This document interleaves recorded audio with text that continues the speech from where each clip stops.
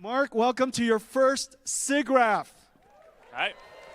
How do you see the advances of generative AI at Meta today, and how do you apply it to either enhance your operations or introduce new capabilities that you're offering?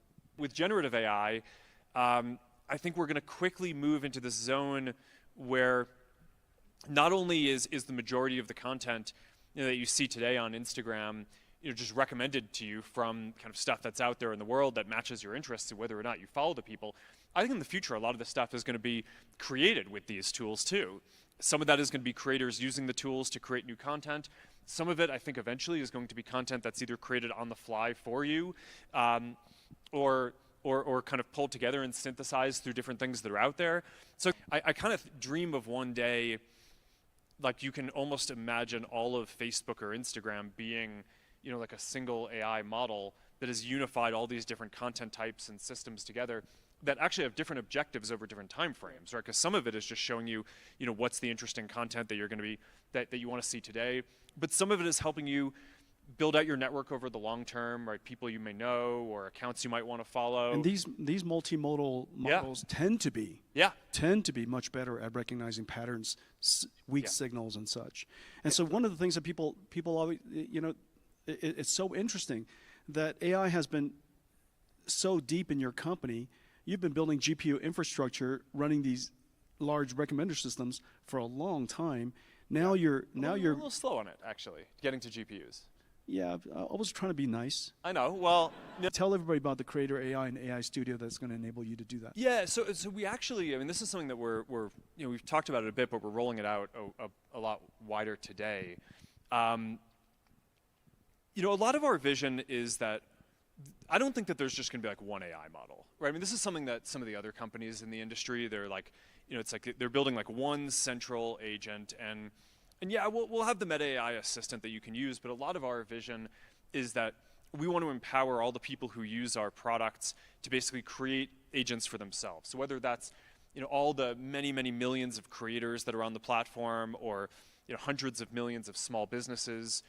We eventually want to just be able to pull in all your content and very quickly stand up a business agent and be able to interact with your customers and do sales and customer support and all that. So the one that we're just starting to roll out more now is we call it AI Studio, and it basically is a set of tools that eventually is going to make it so that every creator can build sort of an AI version of themselves as sort of an agent or an assistant that their community can interact with. There's kind of a fundamental issue here where there's just not enough hours in the day, right? It's like if you're a creator, you want to engage more with your community, but you're constrained on time. And similarly, your community wants to engage with you, but it's tough. There's limited time to do that. So the next best thing is allowing people to basically create these artifacts, right? It's an agent, but you train it to kind of on your material to represent you in the way that you want. I think it's a very kind of creative endeavor, almost like a piece of art or content that you're putting out there. And it's going to be very clear that it's not engaging with the creator themselves, but I think it'll be another interesting way, just like how creators put out content on these social systems, to be able to have agents that do that. One of the interesting use cases that we're seeing is people kind of using these agents for support.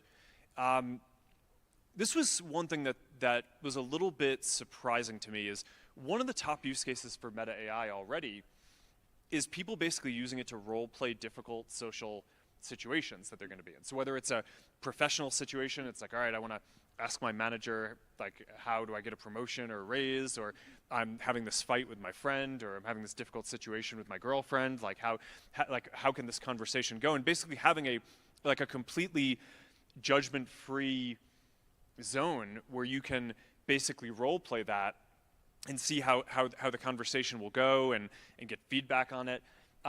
But a lot of people, they don't just want to interact with the same kind of agent, whether it's Meta AI or ChatGPT or whatever it is that everyone else is using. They want to kind of create their own thing. So the Llama is genuinely important. We built this concept to call an AI factory, AI foundry around it, so that we can help everybody build.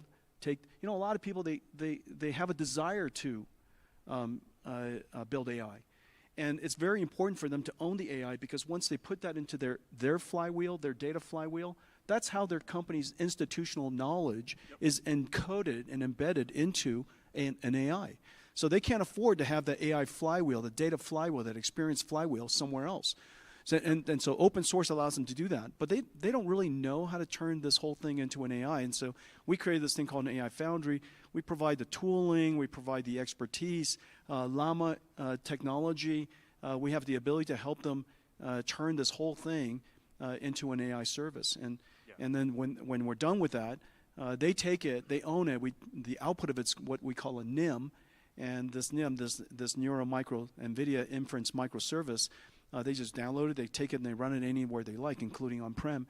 And we have a whole ecosystem of partners, from OEMs that can run the NIMs to GSIs like Accenture that we've trained and worked with to create Llama-based NIMs and pipelines. And now we're off helping enterprises all over the world do this. I mean, it's really quite an exciting thing. It's really all triggered off of the Llama open sourcing. The Ray-Ban Meta Glass, your vision for bringing AI into the virtual world is really interesting. Tell us about that.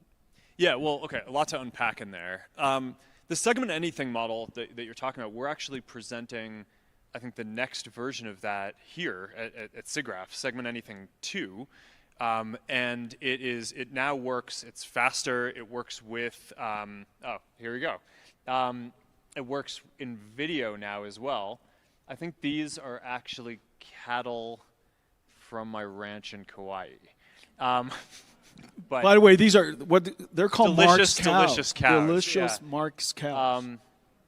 There you go. Yeah, no. Next time we do, so Mark came up to my house and we made Philly cheesesteak together. Next time you're bringing the cow. I'd say you did. I was more of a sous chef. The fun effects will be able to be made with this, and because it'll be open, a lot of more serious applications across the industry too. So, yeah. I mean, scientists use this stuff to, study like coral reefs and natural habitats and kind of evolution of landscapes and things like that. But I mean, it's being able to do this in video and having it be a zero shot and be able to kind of interact with it and tell it what you want to track is it's pretty cool research. I think what you're going to end up with is just a whole series of different potential glasses products at different price points with different levels of technology in them. So I kind of think, based on what we're seeing now with the Ray-Ban Metas, I would guess that displayless AI glasses at like a $300 price point are going to be a really big product that like tens of millions of people or hundreds of millions of people eventually are going to have. And then you're going to have super interactive AI that you're talking to. You Yeah. have visual language understanding that you just showed.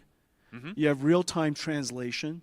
You could talk to me in one language, I hear it in another language. And then the display is obviously going to be great too, Yeah. but it's going to add a little bit of weight to the glasses and it's going to make them more expensive. So I think there will be a lot of people who want the kind of full holographic display, but there are also going to be a lot of people for whom they want something that eventually is going to be like really thin glasses. And so you guys know when Zuck calls it H100, his data center of H100s, there's like, I think you're coming up on 600,000. And we're good customers. That's how you get the Jensen Q&A at Siggraph. Ladies and gentlemen, Mark Zuckerberg. Thank you.